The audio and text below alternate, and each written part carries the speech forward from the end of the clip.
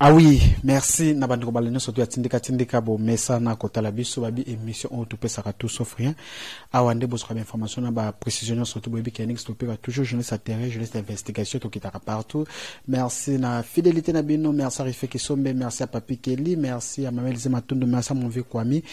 Bande ko belé mi mawe tuna londe kota la biso babi ke awande bo sera information de comme ça na Belgique parce que tout na ngama kamsu ba ajabatu ngana pesa ka information ba ajabatu na koyebate awaka to ba motali mboka to kota ba vie privée vraiment ya batu telo to ya manani to ya mamwa na mboka c'est to ma toujours l'évangile nae babi que depuis consultation ko mboka la saka sala ki discours nae c'est to ma comme moi trop surchargé moi ben mission trop na TV kin ma belé belé to sala photo lokai ti na résidence nae to solo nae masolo etali mboka mbote mwana mboka c'est to ma ya nigi stupira tindika oyo rolanda tina ndako bozo bangani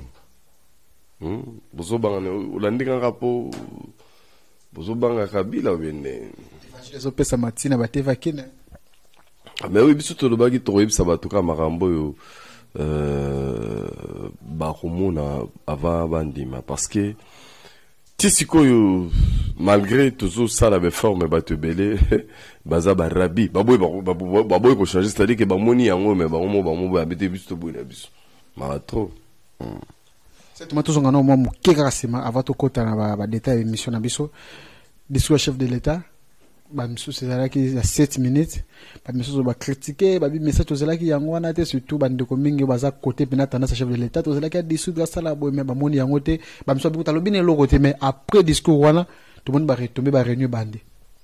Merci d'abord pour la question. On a profité, on a présenté ma condoléance na famille à syndicat Dokolo. Oyo azaki parmi bateau vraiment bazaki ko tombe na mongongo ya Congo pour que bateau bazaki ko tombe na mongongo ya Congo pour que Congolais a retrouvé dignité nae pour rêver un bien-être et un état de droit moroboué.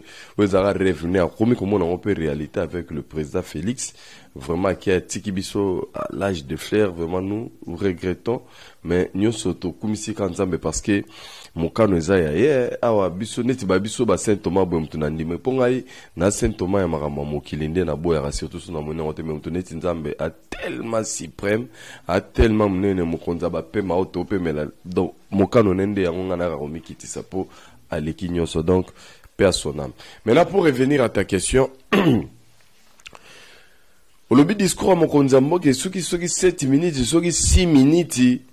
Et puis bateau ya mokonza mboka ba momo ba critiquer ba mokonza lobele côté ba ngaki ba dissoudre ensemble soki ndenge nini Yannick stupira na ebitenga fona expliquer bino mokonza mboka ndenge nini mais vous comprendrez la vérité vous affranchira pour izaka la mingi voilà za pierre angulaire ya République démocratique du Congo excuse-moi na za mutu oyo nzambe a rétablir on peut remettre ma Congolais na ba bon port c'est-à-dire que vous tient la Congolais ba base solide oyo ba on beta tolo na Congo yo lobi nango ba lobi que heureusement on avait eu un président patriote donc alinga mboka alinga pe bande konae ba Congolais.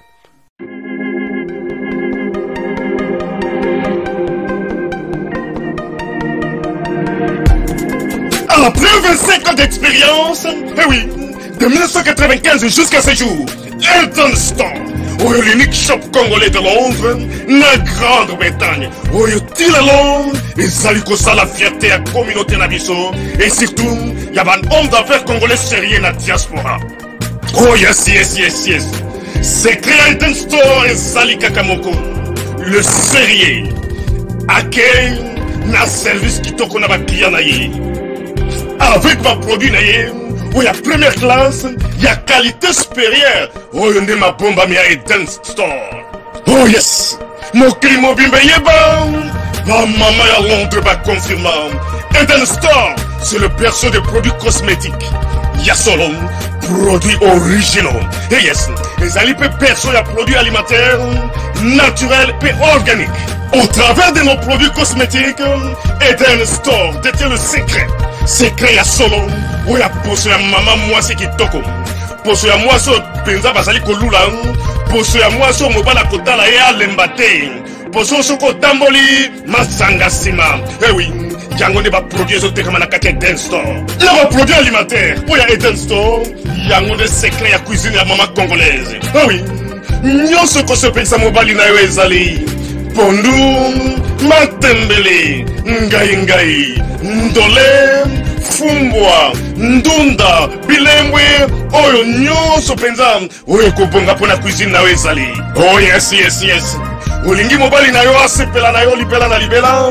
Olingi mobali na yo atala ka yo lokola mwasi azali kolula sika. Oh yes, olingi mobali na sisa biloko nyonso tela ka ye na mesa. Secret zali kaka moko. Eden Store.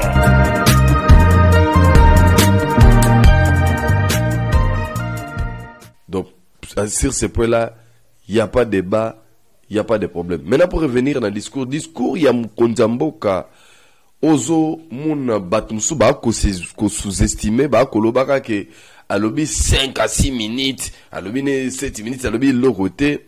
Mon frère, si Ezara Batoba sentir l'oroté, mais na l'objet na yo côté Moussous, ezali bombe nucléaire. Donc, bombe nucléaire, ben na discours wana Mkonzamboka, parce que, na Lamuka, na FCC, non. Frappe au Saranate, kuna baza makali, kuna baza mal à l'aise. Pour ton info, avant même discours, wana, FCC sali plus de 80 réunions. Plus de 80 réunions, FCC sali. Avant discours. Après discours, mais stupide, na ebisio que, na mona bato basala ba réunion na mokili mais et bazaki ba les premiers à rolobaki alobe le roté mais façon ba konti ba réunion est-ce que biki ba professeur rebelle en boko bazarande na FCC parce que yo discours à 6 minutes ba prof ba konti ba réunion ba lembi ba réunion tango ba lembi ba réunion boule à retraite bimi et grimace asuka oh et biso to 338 et toi, la majorité, quand on parle de je jure fidélité. Nani a tout nibino? Na discours à Mkonzamboka, tikali kolobesi kama rote ya consulter par rapport à FCC cash la muka rien. Mkonzamboka ko consulter par rapport à personnalité politique, leader politique, et puis par rapport il y a sensibilité nayo politique au sein de la population. Il n'y a pas de chemin. Alors, malheur n'a pas de revers parce que dans mon côté FCC, on dirait faut pas que ça soit bloqué pour me consulter bango. Côté la muka ba la rata ba rêve on moni biso à rejoindre Ribson a idée à Martin Fayulu, il y a dialogue. Mais vous rêvez, il y aura ni dialogue ni concertation, mais consultation. Voilà. Mais moi, n'importe c'est tout, mais ça juste caca. Moi, bah, tout est surtout qu'ils en est bah, ils ont varié dialogue, concertation, bah, nini, bah, mais dans le binayo, concertation, na dialogue, eza makambo mususu. Mais consultation, eza makambo mususu. Donc, consultation, les gouvernement union nationale au salama, ça de consultation, bah, c'est ça consultation, gouvernement union nationale au déjà. Moi, je ne suis pas encore au niveau du gouvernement d'union nationale. Moi, je suis d'abord au niveau où le président Alingi a consulté les Congolais. Donc, le président a consulté la FCCT. Le président a consulté la Lamukate. Le président a consulté la KHT. Le président a consulté les Congolais. Donc, tout au Canada, parce que les Arabes ont désinformé le discours de Mkonzamboka. Mais Mkonzamboka a consulté les Congolais. Et les Congolais, Mkonzamboka a consulté, ils ont le par exemple, le président a le docteur. Et docteur, soit consulté, il est rare à consulter 2 personnes à la fois. La consultation, yo moyebi na cabinet à docteur, batiana horaire na ba jour. Donc jamais docteur a consulter batu liboke za la kate. Ata boya ki couple. Mutu na mutu akota na no tourna e. Parce que moi si fakota batala moi si ben mobali pe aye kokota batali mobali. Alors ce qui peut-être le jour un résultat, ne ba ko benga couple sikoyo, docteur avani en face na bino mibale.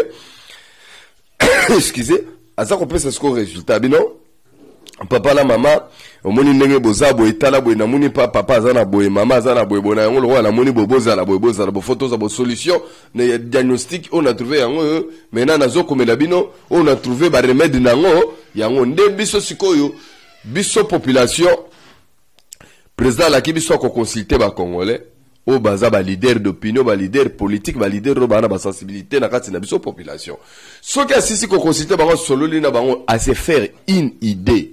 Il y a pensé parce que ça a la vision et mon président vision n'est pas Kabila t'es pas Fayoulou t'es pas qui que ce soit t'es et ça pas président et mon pas pouvoir discrétionnaire naïe. Alors c'est à travers ça qu'il va maintenant partir et écouter les autres et quand il va terminer à écouter les autres il va venir maintenant devant le peuple.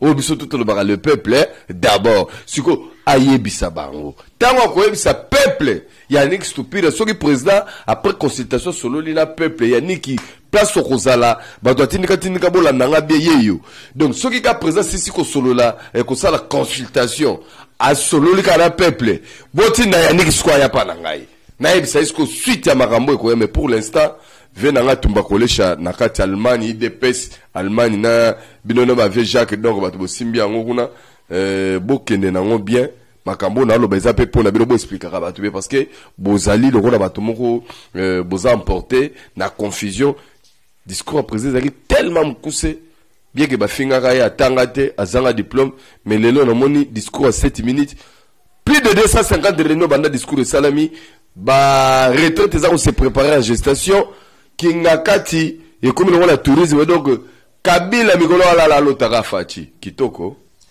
Mais par rapport à la discours chef de l'État Bobi que non FCC cache quoi il m'a belé mais découpé mon amour Franck Dion avec non makambo ya corps ya cache kufi corps FCC accord FCC cache kufi ndeko ya FCC répondre avec non bango makambo ya constitution nationale constitution tali bangote mamukoza moko sa babike bayibike mukoza mboka mesana ko violer bako na Genève kuna a violer ki bana baninga na na Nairobi lisusu o bozana INT ba moni clarté yango sa isu makambo kasha ata constitution bazo mona su bosanga na union nationale ko simba kaka te omoninga sozo tuna ngama mukotuna kanga mama bata FCC tepo bazana d'abord na leçon opesa ba congolais te de ceux qui tobeta masolo eza pona bata FCC mutu bakomisa mboka boye à travers AFDEL FCC na bango neti bango faut ba kangaka pena minoko.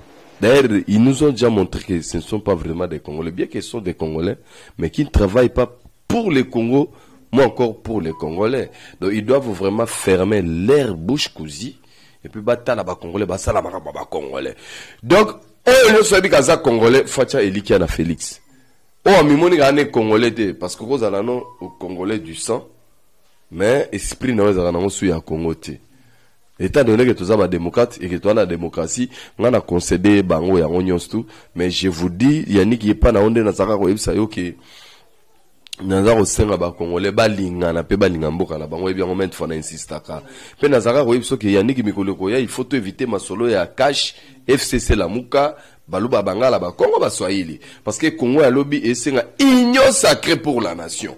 Et nakati ya union sacrée pour la nation tondo kabola so de bato communauté banyamulenge soki batu tchona donc on n'aura pas de pareilles bêtises ya ba débat on non minembo commune biloko na mutaili biso ngo eza afdel on ne vivait pas de ce genre de bêtises tu vois voilà pourquoi le roi baila biso inversion des valeurs bientôt là les Congolais vont maintenant marcher ensemble avec mon Konzamboka oyo ayo zong c'est la ba Congolais valeur na bango parce que ici le problème est que ces gens nous ont amenés avec l'inversion des valeurs pour qu'on trompe par vigilance et à chaque jour nous on va ça la théâtre bon non au moment toza 338 toza sima ya Mokonza Mboka le menteur et le flatteur mais vous d'abord le côté vous étiez tous des consultation moi na mboka cette tomate to ça va nous sont clair que consultation m Mokonza Mboka aussi lisa projet sauté ko lekana assemblée nationale pour valider ta gouvernement ko lekana fu bango bacha mokolo to na bango Yannick stopira na lobi na yo boye batwana ba betela rabino masolo ko bangisa mi bino mo bomona ka tango to ya ko landela na ndenge ya temps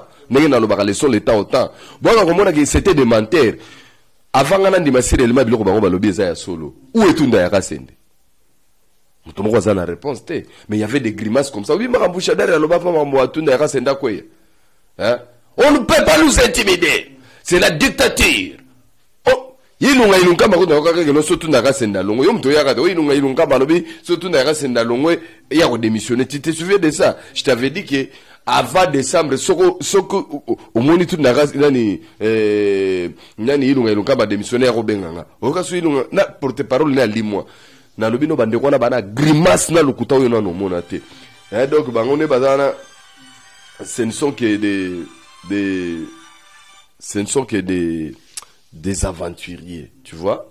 Donc ce sont que des aventuriers. Dengue Mouzel aura désiré Kabila à son temps à qualifier AFDEL conglomérat des aventuriers. Et c'est la même chose qui continue jusqu'à maintenant.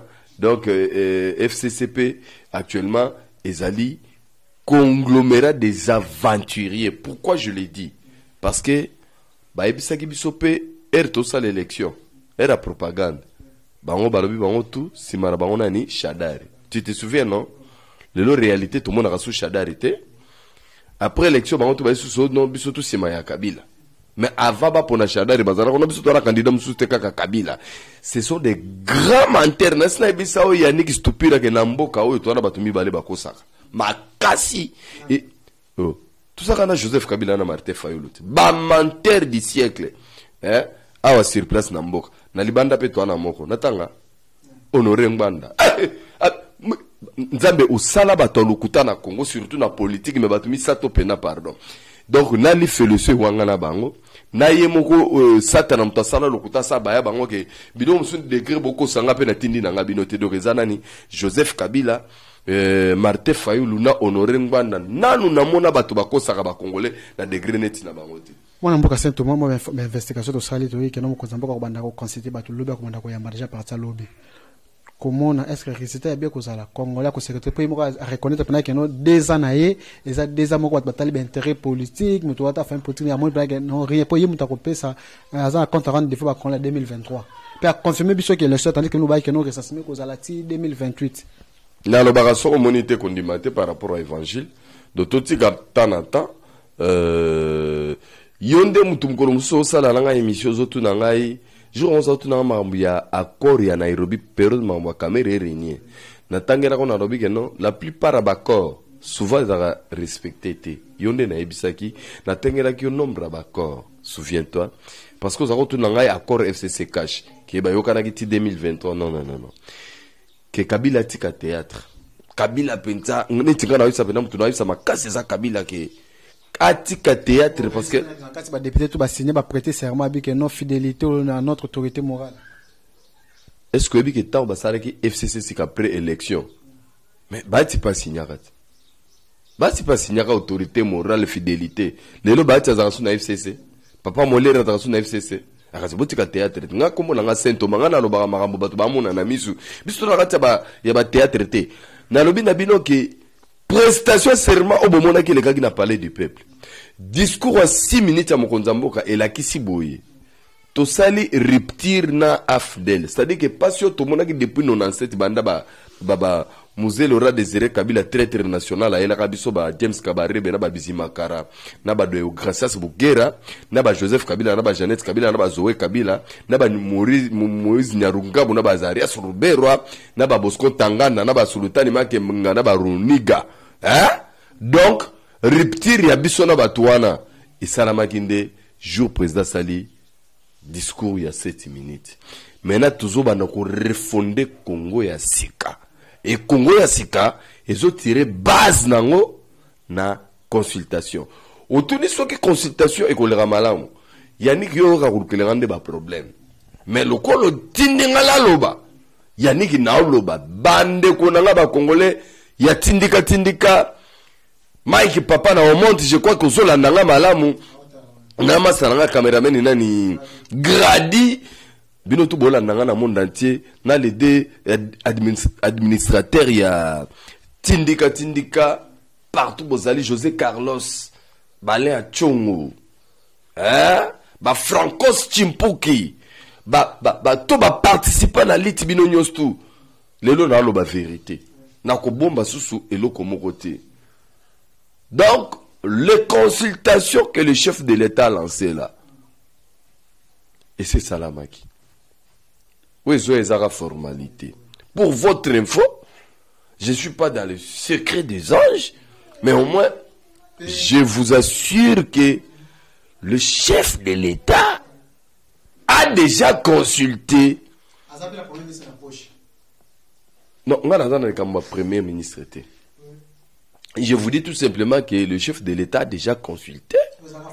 Oui, Tikali et cause la formalité. Depuis 2017 que Dieu a choisi Félix Tshisekedi, chef de l'État. 2017.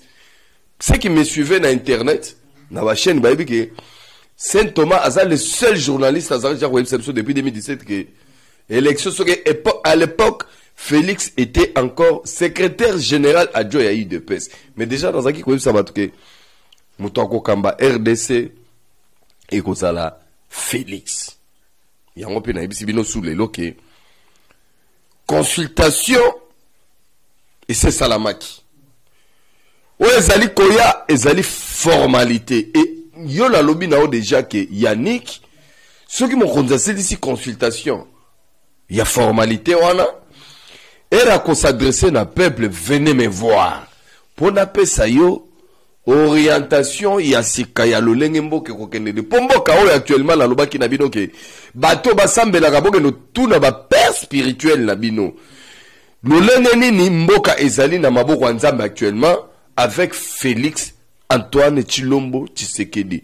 Soko zali congolais yeba ke c'est Félix qui te représente. Soki yo mimoni noza na congolais te.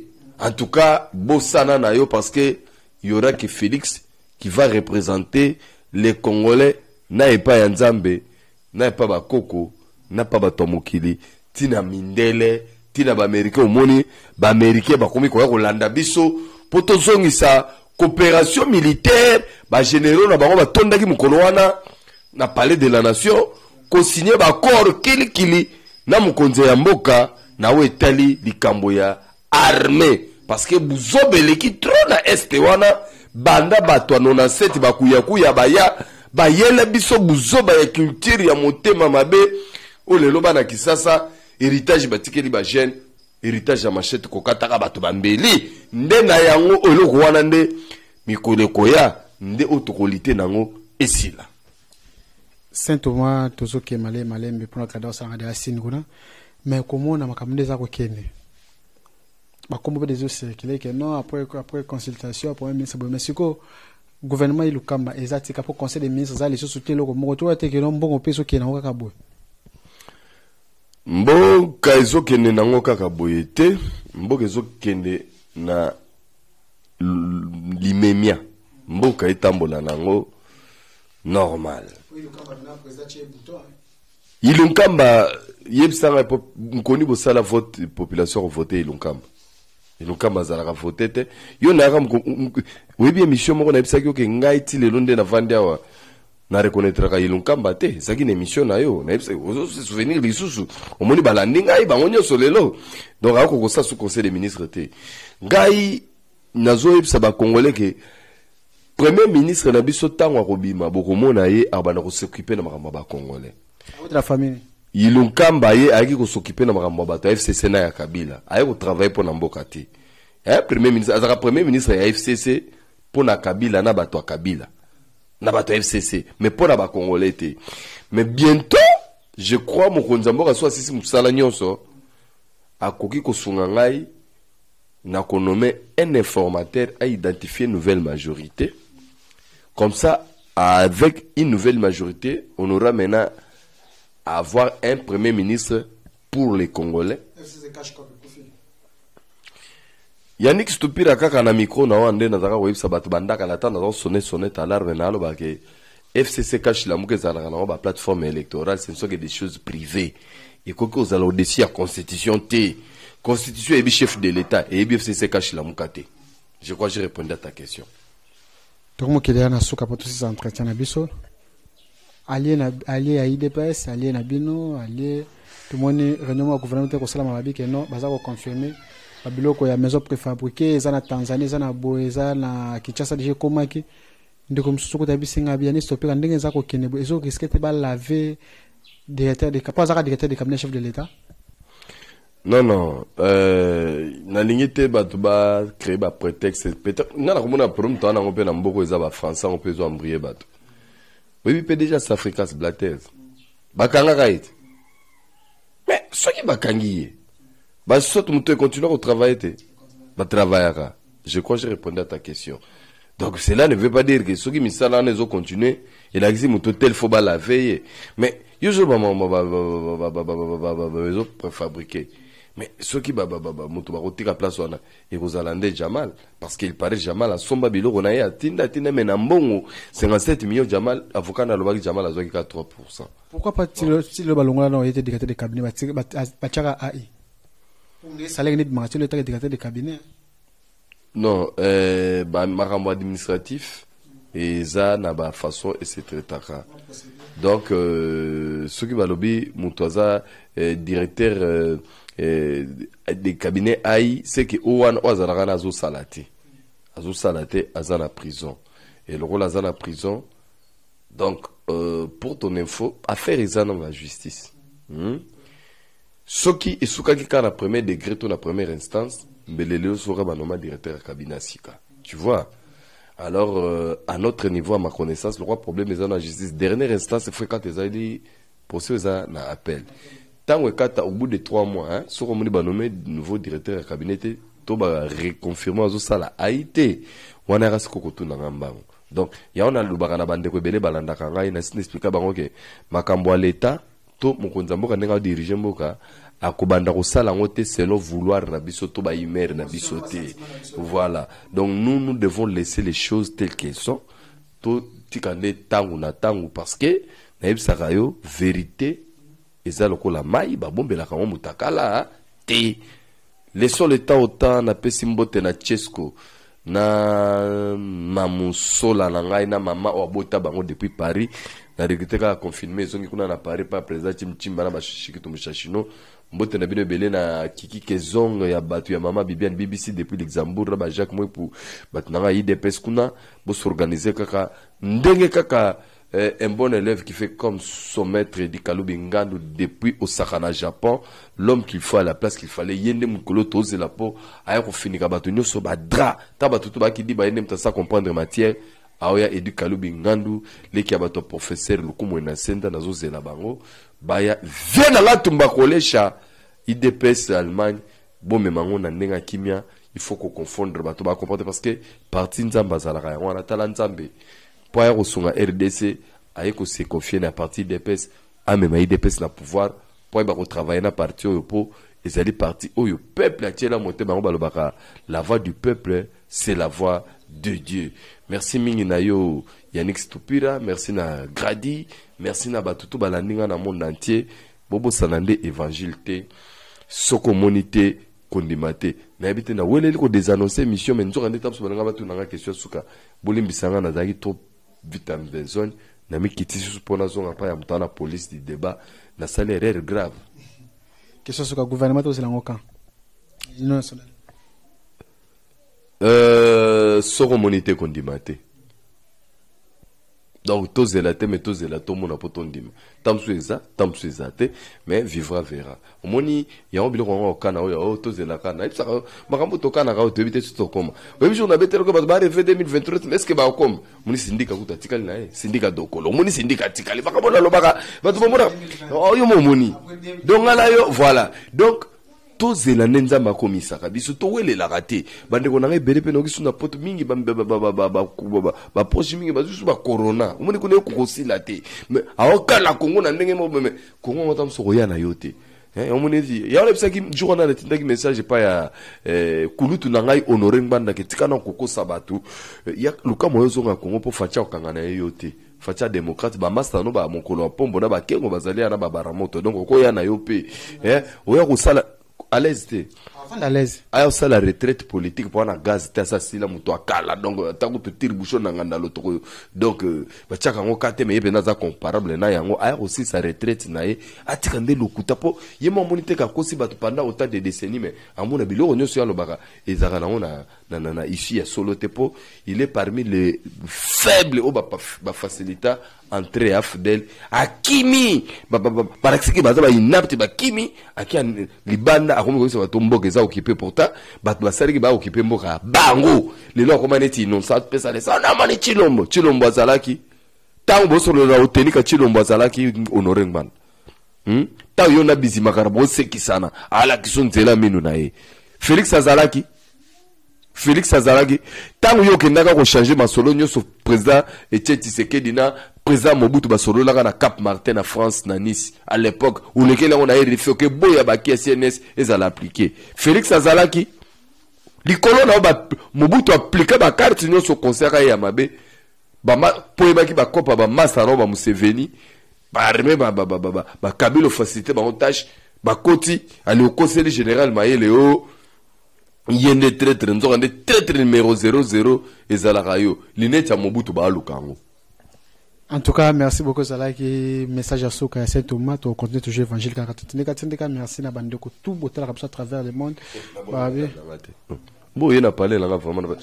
Donc oui, donc ma femme, mon épouse, maman Nicolette, maman ya Gad, maman ya Julie, maman ya Plamedi, maman ya Brunel, maman ya Mercian. On a tout banana. Donc moi je suis père des enfants et tozana bana donc toko linga ko aventure buzo bate on a yebsaka OK la plupart ba politiciens ba mona kanga na banda kuna bango te na za rappel lâche qui a ba politicien te moko tamona kanga midi à table chez lui te donc ngai so za pona intérêt mboka to solo la na ya ba congolais mais ceux comme non zombo on nga okelo belanga je ne viendrai pas.